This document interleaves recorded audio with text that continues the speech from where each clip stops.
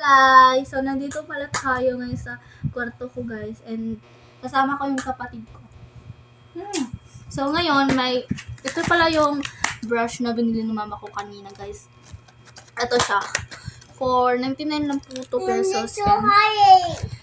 Parang 100 siya. And ito, for 100 plus to. Yan. At ito naman guys, ito pang blush na ganun. It's 55 and ito na siya guys, meron na siyang ganito. Tapos ito naman guys, it's pang blush dun guys. Yan, ito. For 35 pesos. So, barato lang kayo dito guys. Pwede naman palit ito kung for the Elegant City dito sa basta Elegant City. Oo. And guys, kami guys, i-unbox na ako ni guys. So, siyang guys. Pag i-unbox mo, ganun siya. Diba ganun? Pag ganun siya guys, parang may lalabas na ganun. So, ina-unbox na. So, di pa yan bukas guys. Kailangan pa may ganun pa siyang Yan. Ito yung mga blush ko guys. Yes. Ito yung mga blush ko. Meron na akong blush na tignan mo nga. Wait lang. Ito guys, sa pinsan ito. At saka, nabiyaan niya.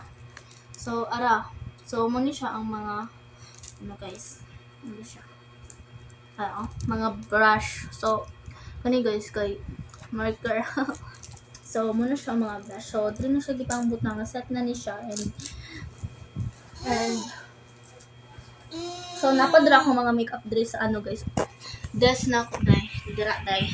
Nadra ko mga makeup dye. Pero, guys, sabi ka, So, mag-try ta dye. So, hindi kong gamiton guys.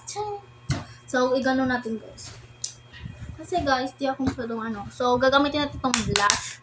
Tsaka, konting-konti lang kasi di naman tayo masyadong mag-highlighter. So, nandito yung sa amin ko kaya di na tayo magsasamin, Yan. Sobrang ganda niya guys. And, 99 lang plus to. Tsaka, bibili pa ng So, pag mag-craft ng mama ko guys, bibili rin naman ng lain na makeup. For this, gusto ko yung cream gloss. Yung cream. Tsaka, yun lang yung binili dahil di naman kami masyadong marong kwenta yan. Ganun kasi, ay lang naman. So, this is my makeup bat. I have another makeup but nasira siya. Kasi yung makeup ko but nasira siya kasi naguba siya guys. Kay daghan mang hulam magud sa mga makeup and magpahulam pa ko sa mga makeup ato. Sa una pa to guys, magpahulam pa ko sa makeup and hantod karon guys, ako magpahulam guys kay nakuha na ko tong nagpahulam makeup and everything. Giiris ra ba? Nagpa-makeup ra siya, gibatian siya, giiris ra niya. So, sayang na dito sa akong makeup ba to guys. So, di na ako magpahulam ron. Nagbago na ako na, di na ako magpanong makeup, ganun. So, hindi na ako masyadong maghihiram na makeup. Kaya, ayun guys, ito na lang natatira akong makeup. And meron din ako mga makeup doon. Pero, hindi ko na kukunin yun kasi masyado naman yung madami. Kaya, meron din akong makeup na sirang-sira na kasi Tsaka, yun lang po. Bye-bye. Thank you for watching.